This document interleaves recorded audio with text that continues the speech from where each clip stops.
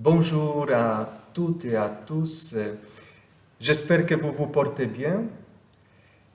La fête de Noël s'est terminée et aujourd'hui nous entamons le temps ordinaire dans notre Église. Et en ce 12e dimanche de l'année liturgique, nous vous proposons et nous vous invitons à vivre avec nous un partage de la parole.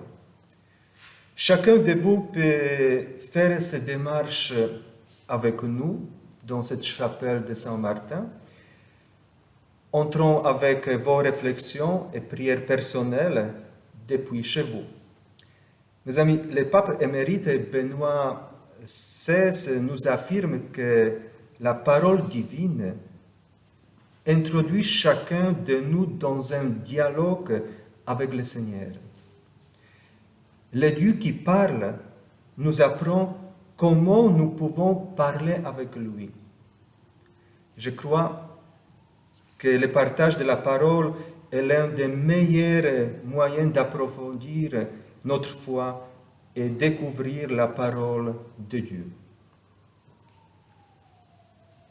Voilà quelques points comment nous allons vivre ce temps du partage. Alors, un petit mot peut-être d'explication pour vous expliquer la façon dont ce partage fonctionne. Donc, nous allons, après la lecture du texte de l'Évangile, pendant un temps de silence, nous allons tous nous pencher sur ce texte, sur cet Évangile, sur notre propre Bible, et nous allons essayer de trouver un passage qui nous parle. Et donc, après ce temps de silence, nous allons pouvoir partager chacun à notre tour, tout d'abord, un mot ou une phrase qui vient en fait de l'Évangile. Simplement, on cite un mot, une phrase, une expression qui nous a marqué dans l'Évangile. Par la suite, chacun à notre tour aussi, nous allons expliquer, partager avec les autres comment ces phrases, ce mot, cette expression nous parle dans nos vies, comment elle interroge notre foi à partir d'une question comme par exemple « Quelle est la bonne nouvelle que je découvre dans ce texte et qui résonne avec ma vie ?» Et enfin, dans un troisième temps, toujours évidemment par rapport à ce mot, à la façon dont il a résonné en nous, eh bien nous allons partager un moment de prière, alors soit sous la forme d'une prière de confiance, d'une prière de louange, d'une demande, d'une intercession, en demandant vraiment au Seigneur comment traduire dans notre vie cette parole de Dieu. Voilà, je vous propose de faire à votre tour, chez vous, l'exercice en même temps que nous. Ce partage de la parole me réjouit.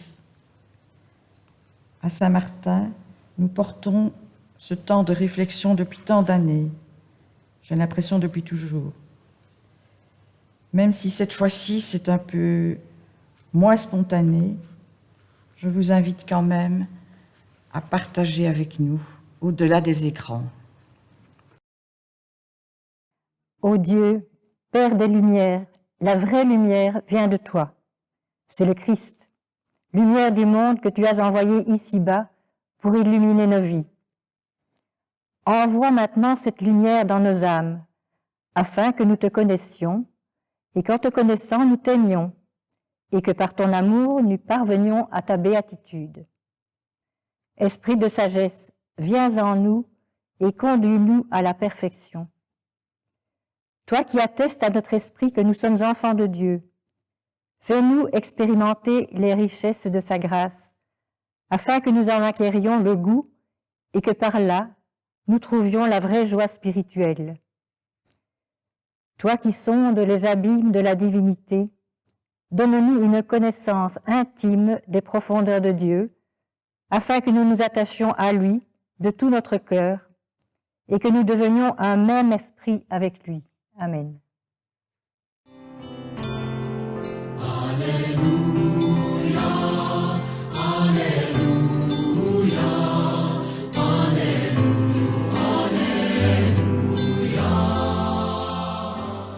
Évangile de Jésus-Christ selon saint Jean.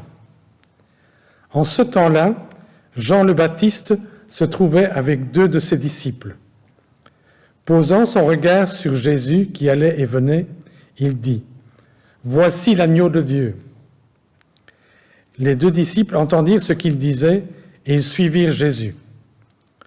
Se retournant, Jésus vit qu'ils le suivaient et leur dit : « Que cherchez-vous » Ils lui répondirent : « Rabbi », ce qui veut dire maître, « où demeures-tu » Il leur dit : « Venez et vous verrez. » Ils allèrent donc, ils virent où il demeurait, et ils restèrent auprès de lui ce jour-là.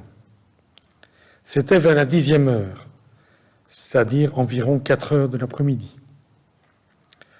André, le frère de Simon-Pierre, était l'un des 2 disciples, qui avait entendu la parole de Jean et qui avait suivi Jésus. Il trouve d'abord Simon, son propre frère, et lui dit : « Nous avons trouvé le Messie », ce qui veut dire Christ.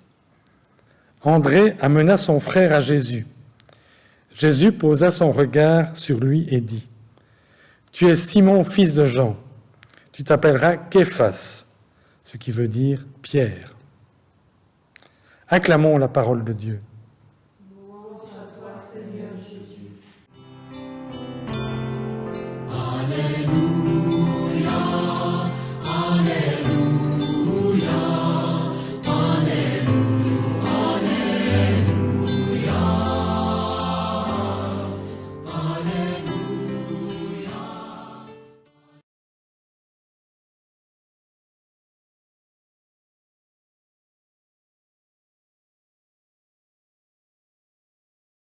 Après ce temps de silence, voici les paroles qui me touchent dans ce bel évangile.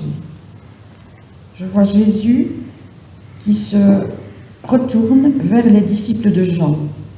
Et il dit : « Venez et vous verrez. » Jésus, toujours avec sa même pédagogie, semble ne jamais vraiment répondre aux questions.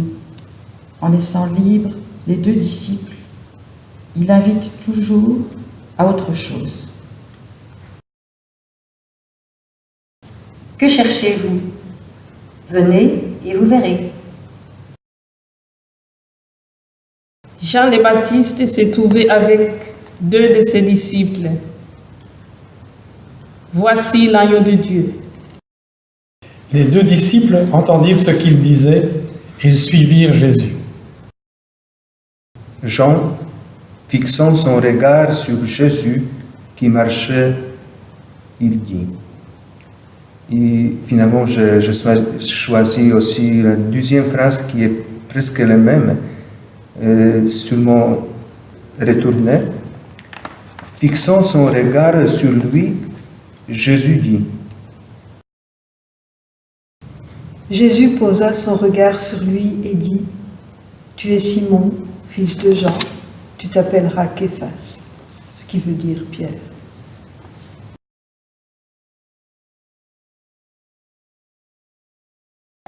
Aujourd'hui, ces paroles peuvent encore me faire vivre. Je sens le regard bienveillant de Jésus. Et Jésus me dit : « Viens. » C'est une invitation. Il me dit aussi : « Et tu verras. » C'est pour moi comme une promesse, un futur proche, la promesse du royaume ici et maintenant. Que cherchez-vous ? Je trouve qu'on a tous un manque, des interrogations, et qu'on est tous à la recherche de quelque chose de plus grand que nous. Mais Jésus ne donne pas une réponse toute faite. Il dit simplement : venez et vous verrez. Il nous dit qu'il détient une réponse, mais il nous invite aussi à faire une démarche pour découvrir ce qu'il nous propose. Cet évangile nous dit aussi que quand on découvre quelque chose, on a envie de le partager. Et ici, on voit André qui s'empresse d'aller chercher son frère Simon et de l'amener à Jésus. Parce qu'il a découvert, grâce à Jean-Baptiste notamment, que Jésus est le Messie. Nous avons donc tous besoin les uns des autres pour progresser, pour avancer. Et c'est à travers chacun de nous, par nos voix, nos gestes, nos paroles, nos actes, que le Christ se révèle. Jean le Baptiste s'est trouvé avec ses 2 disciples et il témoigna voici l'agneau de Dieu. Pour moi, c'est une invitation d'être témoin du Christ, comme Jean-Baptiste, qui l'a fait devant ses disciples. Il s'humilie en montrant les maîtres. Il ne veut pas prendre la place du Christ. Il reconnaît que le Christ est supérieur à lui et il demande à ses disciples de le suivre. C'est pourquoi il montre le Christ aux disciples en disant « Voici l'agneau de Dieu ». Alors pour moi, c'est une invitation à être témoin, comme Jean-Baptiste, à témoigner du Christ envers mes frères et sœurs, dans le quotidien de ma vie, à travers les gestes les plus simples.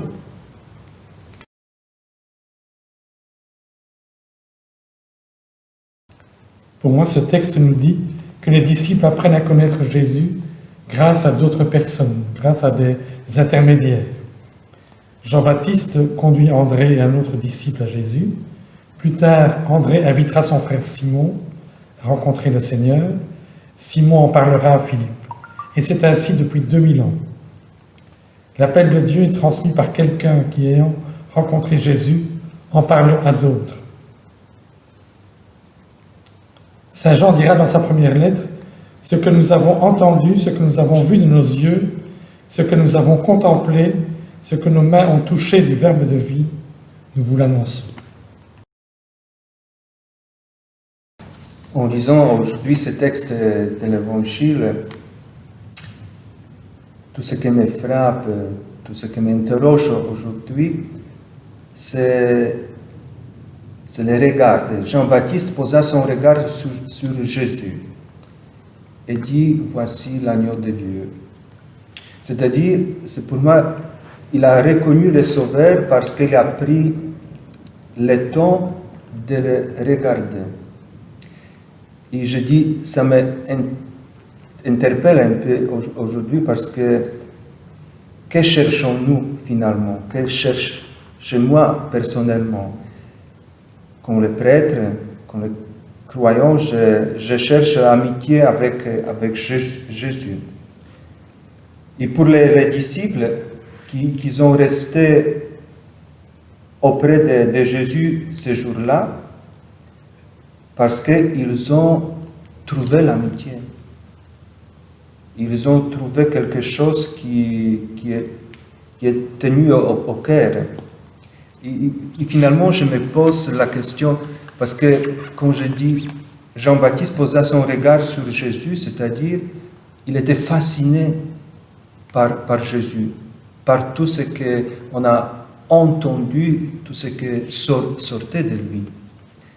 Et finalement, je me pose la question, comment moi, pendant ma journée, je regarde Jésus, pendant la semaine? Est-ce que c'est un acte bref que j'accomplisse pour libérer ma conscience, pour que les choses se passent plus rapidement, pour que je puisse faire les choses qui me plaisent, qui retiennent mon cœur? Comment, moi, je regarde Jésus? Comment, moi, je pose son regard sur Jésus? Et je pense que ce texte est pour moi, aujourd'hui, très important.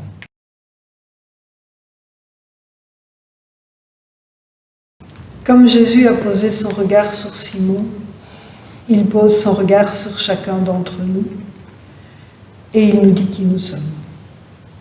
Il nous rebaptise en fait, comme il a rebaptisé Simon, parce qu'il nous connaît mieux que nous-mêmes, parce qu'il voit au-delà de ce que nous pensons être. Et ce contact avec Jésus conduit forcément à un changement de direction, à une conversion.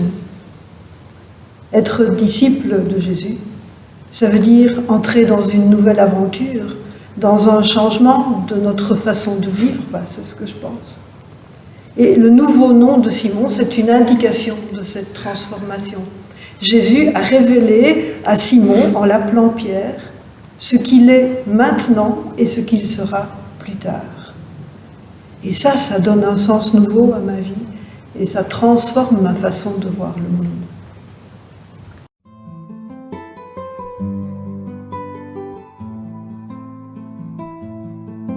Seigneur, donne-nous l'audace de la confiance, l'audace de recevoir ton invitation et de nous ouvrir à la promesse de ton royaume.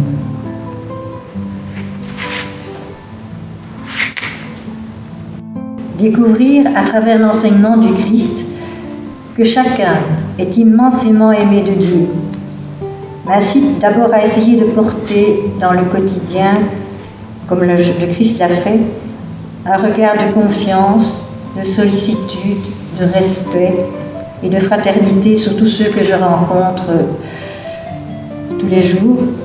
Et aujourd'hui, maintenant, je pense particulièrement à toutes ces personnes qui mendient dans les rues de notre ville. Alors, Seigneur, aide-nous à agir pour que la dignité de chacun soit respectée.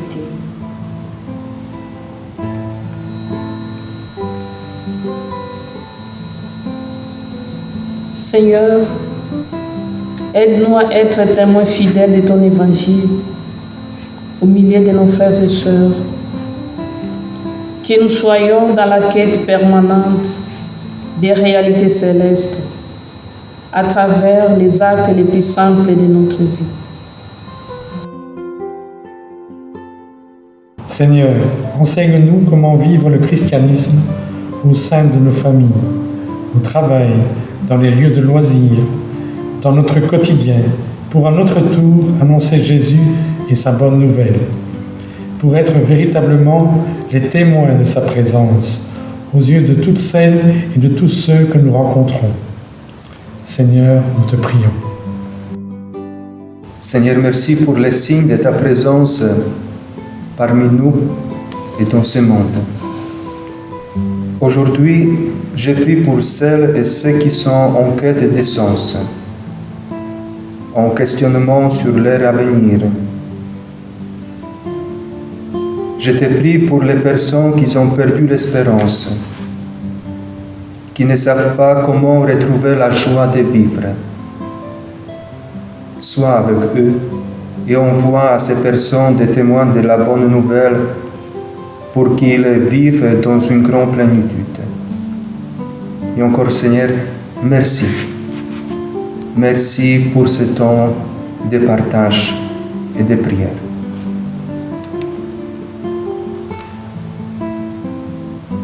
Seigneur, que ton regard bienveillant nous aide à changer notre façon de comprendre les choses, nous aide à voir à travers tes yeux, Seigneur, à écouter avec le cœur, à partager les choses avec fraternité, à façonner notre pensée afin que toute personne ne soit plus qu'un avec toi, dans le Père et par la grâce de l'Esprit. Seigneur, nous te prions.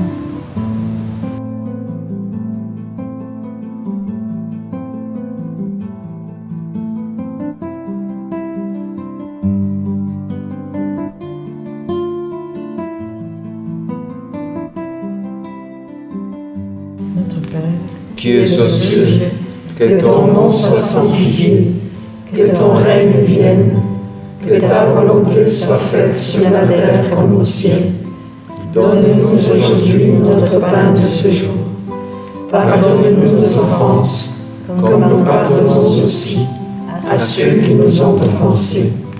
Et ne nous laisse pas entrer en tentation, mais délivre-nous du mal. Le Seigneur soit avec vous. Et avec votre esprit. Que Dieu Tout-Puissant vous bénisse, nous bénisse, au nom du Père et du Fils et du Saint-Esprit. Amen. Et belle journée, bon dimanche à vous et à tous. Merci. Et à vous, toi aussi.